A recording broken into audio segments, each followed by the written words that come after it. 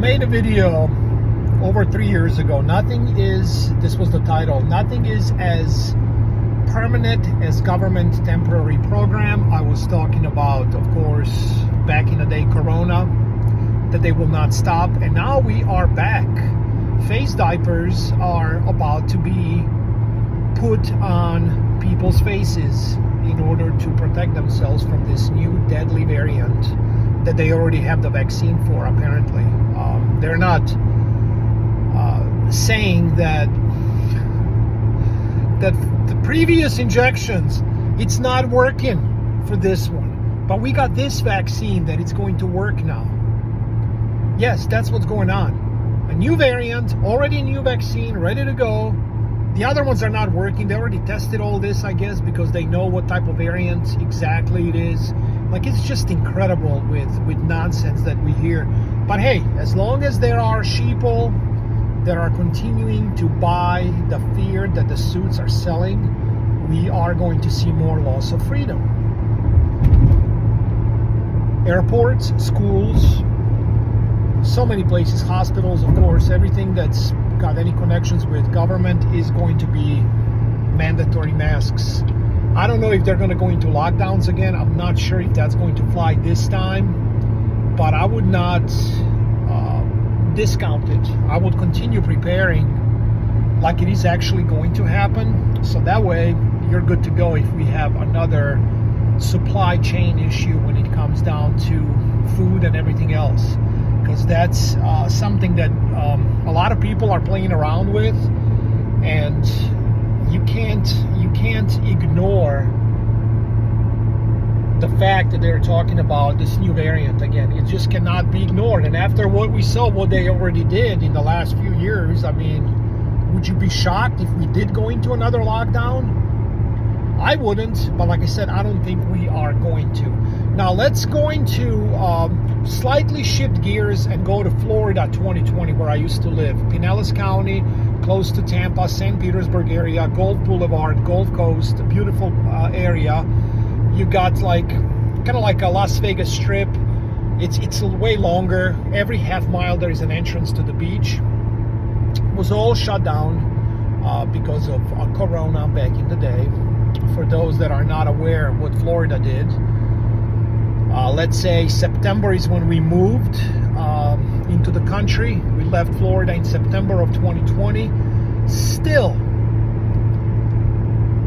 temperature check with that whatever gun look-alike to your forehead at libraries in Florida in September of 2020. So if your temperature is higher than it should be, you cannot go inside the library. That was going on in Florida. Small businesses shut down, curbside pickup only. They had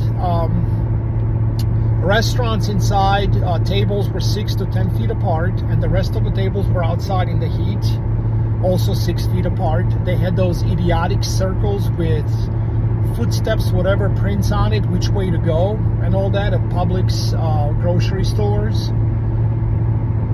It was complete mess. Guess what else happened in Florida?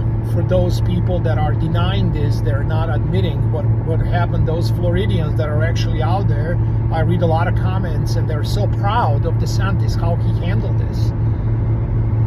Desantis called in National Guard. We've had over 220 employees in Florida, and I don't know, about 6 or 7 guys were called in during the scamdemic, before all the jobs basically were gone because of the deadly virus. Yes, impossible to make this shit up.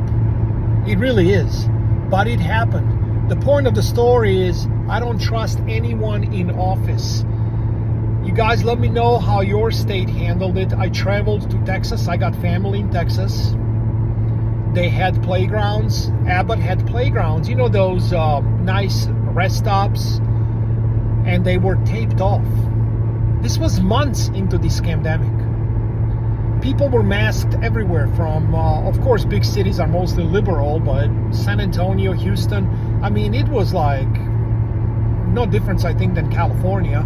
They lasted a lot longer with restrictions, of course, but make no mistake, I believe only Wyoming is the one that didn't even lock down. I understand the size difference in state. You know, Wyoming is way smaller than Florida or Texas, because that could be an argument. But this governor, I forget her name, from Wyoming, she just basically said, listen, I think you shouldn't go in large crowds, but that's up to you until we see what this thing is. No mandatory masks, no mandatory jabs, none of that. Let me know how your state handled it and what do you think is going to happen this time. But like I said, again, I don't think we're going into a lockdown, but I do believe that, of course, jabs and face diapers are coming back, and there's going to be a lot of people that cannot wait to do so, to make sure they virtue signal. They'll let you know that they are wearing masks. And the point of all this from suits for those in charge is to divide and conquer. That's their goal. They want people to be divided by who's wearing a mask, who's not wearing a mask. And they just want chaos. Why? Because they can divert from what is happening with your purchasing power, meaning inflation. How far is the dollar going? I mean, I just went through Illinois, Indiana. We're looking at almost $5 for diesel, $4.50, $4.80, and regular gas is about $4. Watch out, construction on road ahead. $4 a gallon going on. Like, I just don't know how people are making it. I really don't know. I mean, is everybody making $200,000 a year? I mean, is that really what's going on? Like, how are people making it? I have no idea. Right now we are about $3.40 in Arkansas for regular gas, and here, like I said, in Indiana, I've saw high threes and even some in $4.15, $4.20, and $5 for diesel, which again I talked about 6 months ago on my channel, that I believe diesel is coming back to $5 and higher. I didn't want to be right, but I knew that inflation comes in waves. When you look into history and see what happens, that's exactly what's going on right now. We are in a wave 2, and there is going to be some slowdown here and there, but I believe that overall necessities are going to skyrocket because they're not stopping printing currency. Debts are exploding, deficits. I mean, it's all deliberate, okay? That's the problem. It is all deliberate to destroy the middle class. It is sick.